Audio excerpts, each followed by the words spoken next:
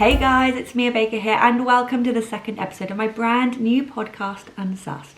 I just wanted to say a huge thank you to everyone who tuned in last week, especially to those of you who have now subscribed. Thank you honestly so much.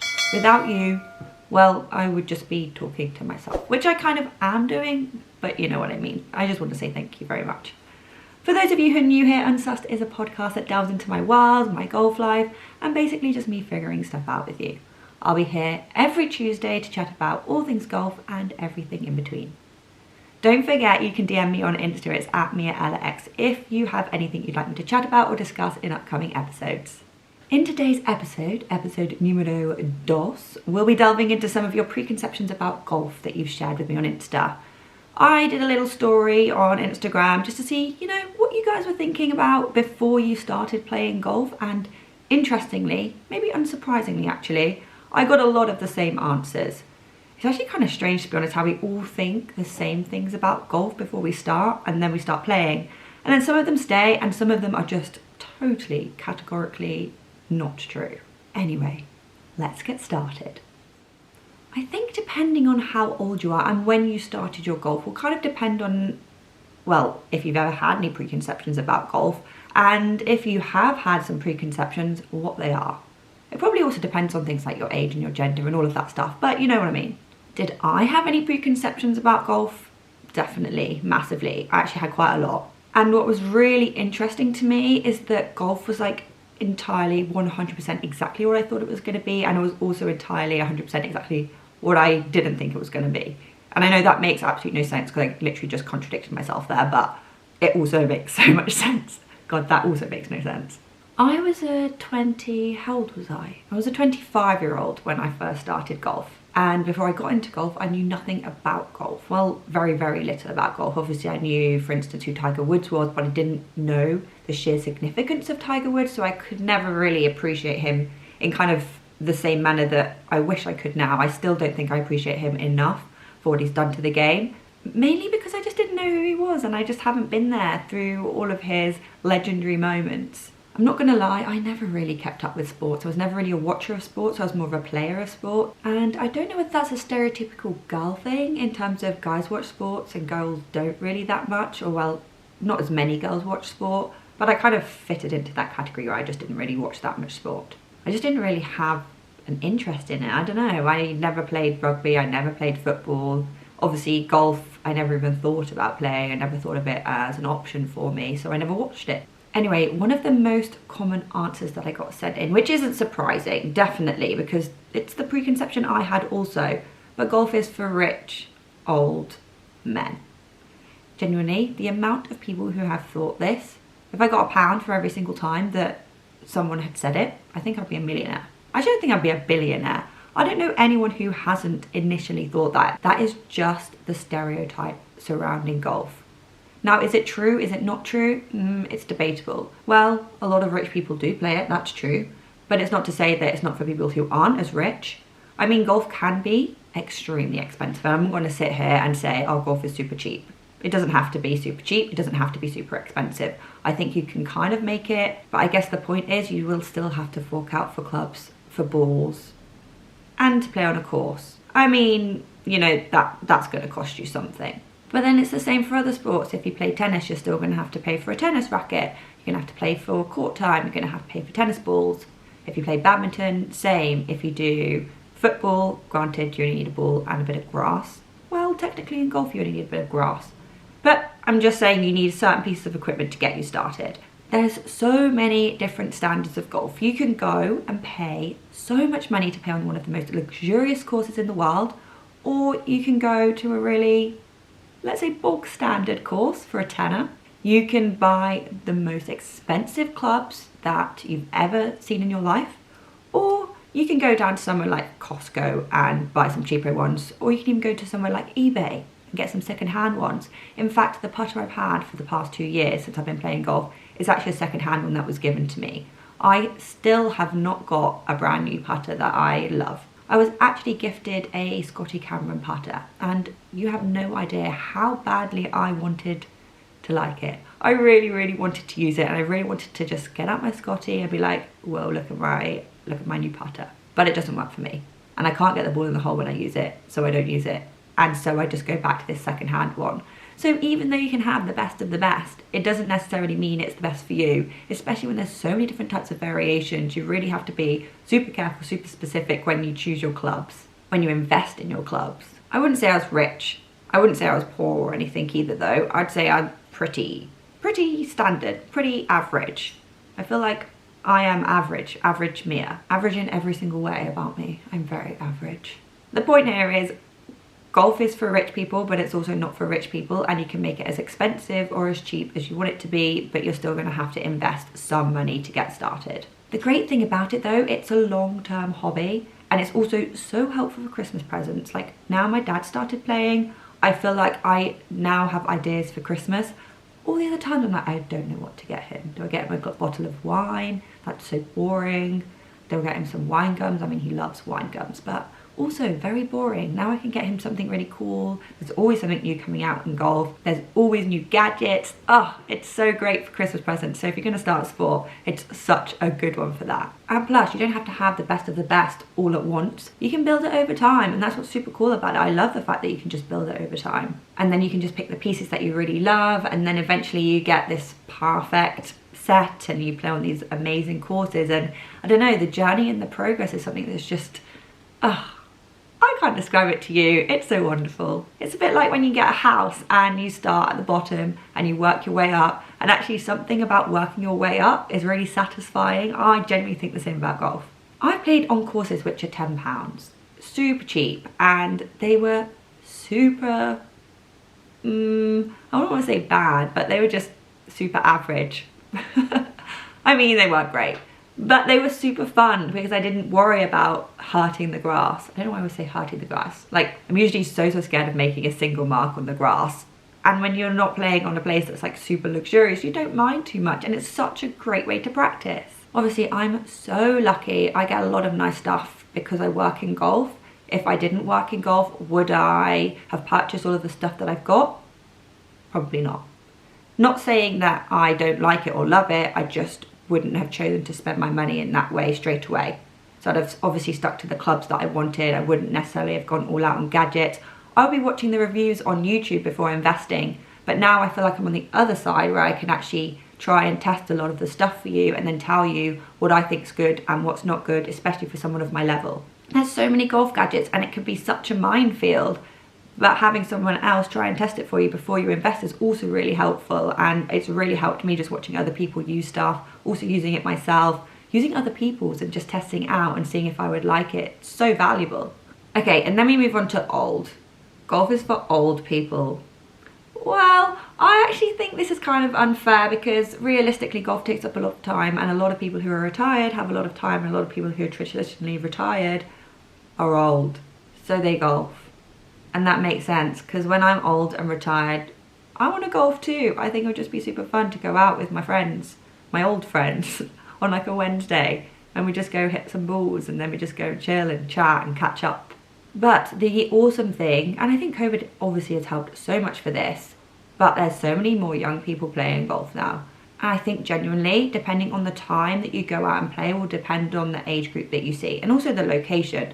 If you go out midweek, yeah, people are going to be older because everyone else who is younger would be working. Go on the weekend, so many more young people play. Another thing that I find really interesting is, for example, when I go to the sim, everyone there is so young, yet when I go on a course, I'm more likely to see people who are older. So different environments definitely impact the age group of people. You just got to go to the right places. The thing is though, golf has become so cool. I generally think people see you and you've got clubs and they're like, oh, that's super cool. And then they kind of peer over and they look at what clubs you've got and they kind of like evaluate your level of golf based on your clubs, even though I could have the best clubs in the world and be a categorically awful golfer, but they would just see me and like, oh yeah, nice clubs. I've definitely had that before. I fooled them. Parents have a huge role to play in terms of getting their kids into golf. My school never had golf as an option, but I can imagine golf being a really good after school thing for kids to do. And I've heard of these like summer academies where you just send your kids to them and they just play golf all day, all summer, and they come out these little genius golfers. I really would love to send my kid to one of those. I just think it would be so fun. I don't have any kids, by the way, but if I did have kids, that is exactly what I want them to do. It just sounds really fun. I think they'd make so many friends and it's such a great life skill. especially when they're older and they're just amazing at golf, and then all of their friends are starting and everyone's looking up to them and being like, wow, you're so amazing. I would love to have been able to do that, or be that person that everyone is in awe of because they're so good at golf. And then you can just help other people get better. Oh, it's just so fun. And finally we've got it's for men. And I'd be lying to you if I said that golf was half female, half male, because that's not true yet. More men do play golf than women, that's a fact for now, but more women are starting, and I would love to see a 50-50 mix. I love when men and women are together. I don't really like the segregation of gender too much. I just find it too, oh, men over there, women over there. It's not really my vibe. I like everyone being together. Like, together is better. Together's always better. I love togetherness. And I don't want to split out the genders too much, because I think girls can learn so much from boys, boys can learn so much from girls, and it just creates this really amazing community. And on top of this, I also think there's so much more that can be done to get more women into golf. We, all as golfers, have the power to change those numbers. We can invite non-golfers to come play golf. Because I said, I think last week, that you don't just wake up one morning and go, oh, I'm going to go play golf today. You need someone to invite you, and we all have the opportunity to do that for someone else. And we all know a woman. We know our mum or a, I don't know, girlfriend, grandma, daughter, someone from work, someone from school. There will be girls around, and you just have to say, so do you want to come play golf with me? And if they say no, ask them again and again and again until they say yes. Basically, gently encourage them over a long period of time. Eventually they'll say yes, and then they'll be like, oh, actually that wasn't as bad as I thought it was. And then they'll be coming every time. And if your partner doesn't yet play golf, then your life is going to be so much easier if you get them to. Because imagine on those Sundays when all you want to do is go out and play golf, and all they want you to do is not go out and play golf. Now imagine if they did play golf. They could just come with you, and they wouldn't have to say no, and you wouldn't have to give up your day of golfing on a Sunday. I personally think that's the best kind of plan. Okay, next preconception, which also so many people have sent in, golf is easy. I literally just want to laugh out loud at this one. It's so hard. Even people who go, the swing, it's so simple, it's so easy, we all overcomplicate it. I don't know about that. I do think golf is exceptionally hard, and it's so bizarrely hard because the ball doesn't move. It doesn't move. Yet we still can't hit it sometimes. What the hell? And then the last time we hit it and it was amazing, and the next time we're shanking it off the hosel, and I'm like, what the hell? How is that even possible? I would say I have good hand-eye coordination. Golf reminds me I don't have good hand-eye coordination. I always picked up other sports really quickly. Golf reminds me I can't pick up sports very quickly. Practice makes perfect. I don't know if practice makes perfect with golf. Repetition makes perfect. Practice with purpose makes perfect. I mean, that's why I think so many older people play golf, because it takes such a long time to get good enough to be that level, and it's genuinely a time thing, it's an experience thing. I don't know anyone who has just come, picked up golf, and has been, I don't know, a scratch player in like a day. Golf just takes so long to get good, and I think that's why we also think it's just for old people. But they've had to spend all of these years to even get to a level where they can play on some of these courses, hence why they are older. And on the cheaper, less nice courses, you will probably find the younger people, because we're still hacking away at that ball and it's still not going very far, and we're still stood there being like, what the hell? When am I ever gonna actually get good? And should I give up this game? Because it's ridiculously hard. That being said, I think it should inspire you so much that so many golfers are bad, because A, it doesn't make you feel as bad knowing that everyone else is equally as bad, if not worse. B, it also means that not everyone's good. So if you become good, you become one of the very few. And also, see, the journey is honestly the best part. That's honestly one of the things I've learned most about golf, is the journey is so important. To enjoy the journey is so important. And actually, that's something I get the most thrill out of, is seeing myself how I was, say, 1 week ago, 2 weeks ago, a month ago, a year ago, and seeing where I've come. And I'm like, wow, she's come a long way. As soon as you get to appreciate the journey, honestly, everything changes, because you realise that you're not trying to get to this end goal, you're just trying to get a little bit better. You start to love it so much more, I swear. All you got to do with golf is just don't give up. Yep, that's my book title, thank you very much. And just chip away at it. That is not my second book title. Okay, next one. Only stuck-up people play. Oh, this is kind of a sad one, that we think that stuck-up people play golf. I have had experiences where there have been some quite mean people to me in golf, and I think that's genuinely one of the reasons why I developed on-course fear. I've been told off so many times for so many random things that I shouldn't have even been told off before. This one time I was on an Adidas golf shoot and I had to get changed in the bathrooms, the toilets, because the changing rooms were shut because of COVID, and I was getting changed in there and a woman came in and she literally told me off so much, and I was so shocked. I didn't even know what to think or feel, and I was like, oh my God. And I also felt in a bit of a tricky situation because I had nowhere else to go and change. I literally just needed to change my outfit. And it kind of shook me and I got really nervous and I was like, oh my God, I hate breaking the rules. I don't want anyone to be mad at me, especially for getting changed when I had to get changed as well. Thankfully, there was another lady in the bathroom who told me like, this is just a really mean lady, but it shook me so much. I ended up getting changed in a shed outside because I was too scared to go back to the toilets. Like, that is what I mean when it comes to bad golf experiences. And I'm not saying that happens all the time. It definitely doesn't happen all the time, especially as I've got more confident. I just feel like I look like I know what I'm doing, even though I don't. But it does happen every now and again. And what I will say is it happens in all walks of life, not just in golf. And I think golf gets a bad rep that's filled with all of these grumpy people, stuck-up people. And there are a few of them, but regardless of what you do in life, you are always going to get some grumpy, some stuck-up people. So don't take it to heart. Don't think it's just golf. And as long as you're with people who you feel okay, happy with, the golf club is chilled, you'll be all right. It's not as bad as you think. That one I think is a misconception about golf. I think it's more of a statement about the world. You will always get stuck up people and mean people regardless of what you do. Okay, this one's quite a funny one and one I never even thought about. It didn't even occur to me. Being ousted as a demon worshipper for having tattoos / massive hate just for having tattoos. I mean, I've got 2 small tattoos myself and I've never really thought about getting any sort of hate for them. But I'm guessing we're talking here about sleeves or, I don't know, just a lot of tattoos on your body. I never even thought this would have been an issue. And I think that's definitely a generational fear or worry. I remember my dad used to be like, Mia, make sure you never get tattoos that people can see because when you're in a job interview, they might judge you for it and you might not get the job. Honestly, so many people have tattoos these days. I genuinely don't even think it's a factor. Like, people are way more skills-based and personality-based. I don't think tattoos mean that much.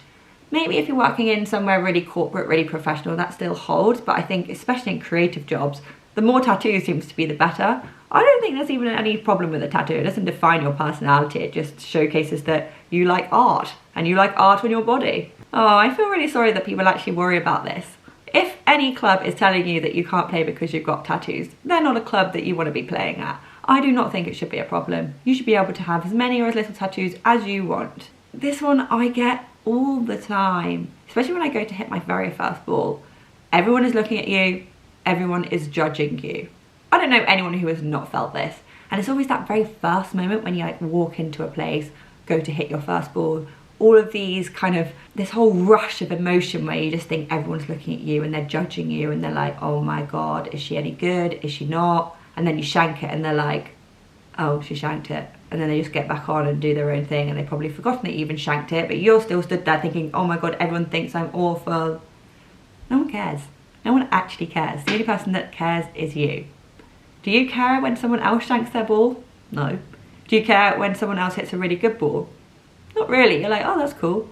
But you don't actually care. You care about yourself. Most people care about themselves. I don't know anyone who doesn't care about themselves. It's hilarious. It's so funny because the imposter syndrome that we all get at golf is ridiculous. And you can't get rid of it. You just got to get comfortable with it. I remember, I still get this every time I walk down the range. And I walk down and I've got my bag and people turn and they look at you. And you're basically on this like hallway of eyes turning their heads just to see who you are. And you're there going, oh my God, oh my God, oh my God, they're looking at me, they're looking at me, they're looking at me, walk, walk, walk. They're literally just seeing who's walking by. They don't even care. And then you go and you hit your first ball and you kind of look around and you're like, oh my God, did anyone see that? And no one's looking at you and everyone's looking down at their own balls. You just think, I'm so silly. I'm so silly. Why am I even worried about this whole moment? But it happens every single time I go. Every single time. I get this like weird fear or nervousness that people are watching. They're not. I need to get out of my own head. We all need to get out of our own heads. Also, it's just way more fun. Like, if we can laugh at our own bad shots, it makes everything so much better.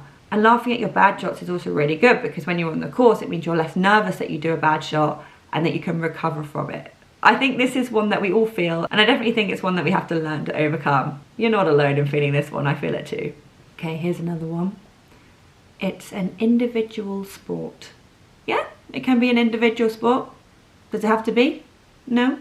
You can actually play it however you want. I mean, there's so many times where I just go out on the course on my own because I need to film or people can't join me or whatever. Then it feels very individual.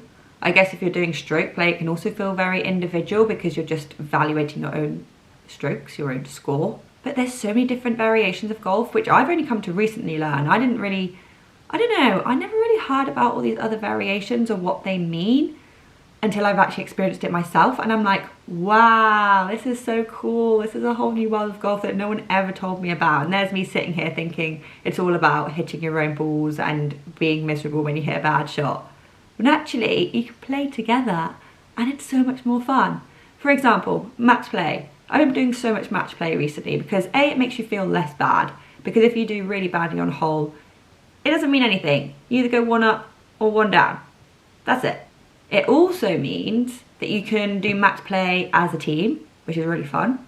We did it the other day. I mean, I don't know whether this is normal, but we did it the other day where people were doing alternate shots. Because we were playing with quite a few beginners, the beginners would take a shot, and then another beginner would take a shot, then a more experienced player would take a shot, and then all together that's what your score is. So we had girls v boys, and the boys were all taking a shot individually. The girls team were working together to take their shots. The girls won, can I just say thank you very much. But it was match play as well. So it was just so fun, honestly. And then the other one I've learned about is a scramble. Oh my God, why did no one tell me about a scramble before? If you don't know what a scramble is, like me, I had no idea what a scramble was. Basically, you team up, you all hit your shots, then you choose from within your team the best shot, and then you all hit from there. What a great idea. That's such a good idea to get on-course experience. Always, well, I say always get a good lie. Typically get a good lie. And work as a team. One person could be having an amazing hole. One person could be great with their irons. One person could be playing great with their driver. It's so fun. I definitely think people should have been told about this way earlier on in their golf life. I had no idea until like now, and we're 2 years later. Well, I had a vague idea, but I didn't experience it until now. And now I'm like, this is so much fun. Why have I never done this before? All right, this one we got was women can't hit far. I think if we change this to typically women don't hit as far as men because we're physically built differently, then maybe that would be more of a true statement. Women can hit far. I have seen women hit drives so far, further than many men. So that's not true that you can't hit far. A lot of it is also technique. Like as you become a better player, you will hit further. But I will say men typically are bigger, are stronger, so they will typically hit further. Fact. But the point of the game is not necessarily to hit far. The point of the game is to get the ball in the hole. So if you've got the right clubs, and that's what the clubs are for, is for you to pick the right one to get the ball into the hole, then actually it should be all right. As long as you're comfortable with the clubs that you're using and you're picking the right ones and you're getting them in the right place, it's easy as that. I wouldn't be worried if you can't hit it as far, because at the end of the day, the scorecard just knows the amount of strokes that you've hit. Okay, the last preconception about golf for today. There's a lot of etiquette and rules that we don't know about. There are a lot of etiquette and rules, but it also depends who you're playing with and where you're playing. I mean, it's a tricky one. There are some rules and etiquettes that you should just kind of have as standard, and then if someone says, oh, don't worry, then you don't have to do them. For instance, when someone's about to hit the ball, you're meant to be quiet, you're not meant to talk, you're meant to stand still, you're meant to stop what you're doing, basically. If I'm playing, I don't mind if people are talking, if people are doing stuff. I kind of think of it as a challenge. I'm like, if I can concentrate through all of these people, making all of these noises, doing all of these things, and I can hit it well, then I'm literally legendary. I watched the Tiger Woods documentary, and his dad used to do that all the time to try and distract him. I want to be able to do that. I want to be like Tiger Woods, who can just play in front of people, with people talking, with people moving. Doesn't really matter. He's so in the zone that anything could be happening outside of him. Like, that's what I strive to be. So I actually want people to be talking around me. But then there's other people who don't want that at all. They want complete and utter silence. And I think you have to respect that, because everyone has different choices, and that is traditionally what is done. But just ask. I just be like, oh, do you want me to be quiet when you swing? And then they either go yes or no, and then done, sorted. Basically the line that you're going to take from when you putt from your golf ball into the hole is your line. I didn't know that this was even a rule when I first started, but typically you're not meant to walk on someone's line. I don't know about this one. I mean, it's what all the professionals do. Do I care? No. But then I'm quite chilled with my golf because I want people around me to feel very chilled with my golf. And I will say to them at the very beginning, honestly, don't worry about anything. You're just here to enjoy it. I can tell you some of the etiquette, some of the rules that traditionally other people play with, but when you play with me, I just want you to have fun. I just want you to chill.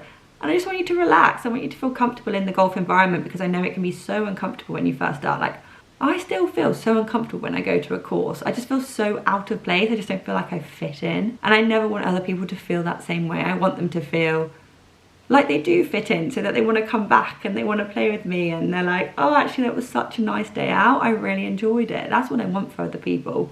One that people really get annoyed at is slow play. And I think if there is something that you're going to try and focus on is probably this one, where you keep up the pace of play.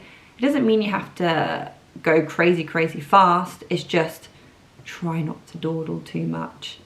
Now, it's really hard when you're starting out and you're having to hit loads of shots because you're not very good, but let people play through. The worst thing is when you're new and you have to play slowly because you're a slow player, but then you get really stressed and you get really worried that you need to play faster, and then you hit even worse balls and then you still don't go anywhere, and then it's just like this accumulation of stresses. Then you think, oh God, that person's behind me thinking I'm so annoying. Just let them play through, play on your own pace, and don't worry. As long as you're letting everyone else keep playing at the speed that they want to play, so fine, I think. Anyway, I think that's so fine. The thing is, we all have different standards of our golf. So there are going to be people who are slower and there are going to be people who are faster. That's just the way it is. You just got to know where you're at and just be aware of the people around you. I think that's the key thing. Be aware of the people around you. I guess a final one, which is quite important, is look after the grass, look after the ground. Like, if you make a massive divot, pop that divot back. Pop it back where it came from. There's only little things like that. If you make a pitch mark on the green, just fix your pitch mark. Don't worry about it. If you hit a ball out the bunker, just rake it. Just rake it. These are all little things that I think people who are more experienced should be doing for the beginners when they first start playing. A, for speed, and also B, just so they can see what you're supposed to do and then just learn from there. So if you are experienced and you're out with a beginner, make sure you do one of those little things for them and kind of help them and teach them and just show them what you do on a golf course, because they're not going to know. They've never been out there. Why would they know? These things are all so foreign. Like, it's scary enough trying to hit a ball when you can't even hit a ball, let alone having to think about all these external factors, and it's not going to help them at all as well, because it's very overwhelming, to be honest with you. So all those experienced players out there, make sure you do what you can to help the newbies, and it's just going to help everything. It's going to help them enjoy the golf more. It's going to help you enjoy your golf more. It's going to help other people enjoy their golf more, and they'll want to come back and they're going to want to play with you, and it's just going to be, you're just going to have a wonderful time in future. It's honestly so fun reading some of your preconceptions about golf and actually talking about them, because I think a lot of us think about it but don't actually speak about it. And it was also just super interesting to hear whether what I thought about golf before I started playing was actually the same as what you guys thought about golf before you started playing. Thank you so much for joining me on my second episode of Unsassed. It's honestly been such a pleasure to have you here as always. Make sure you don't forget to follow and subscribe so you never miss an episode. And remember, feel free to DM me any questions or stories you'd like me to chat about next week on Instagram. It's @MiaEllaX. Chat soon, guys.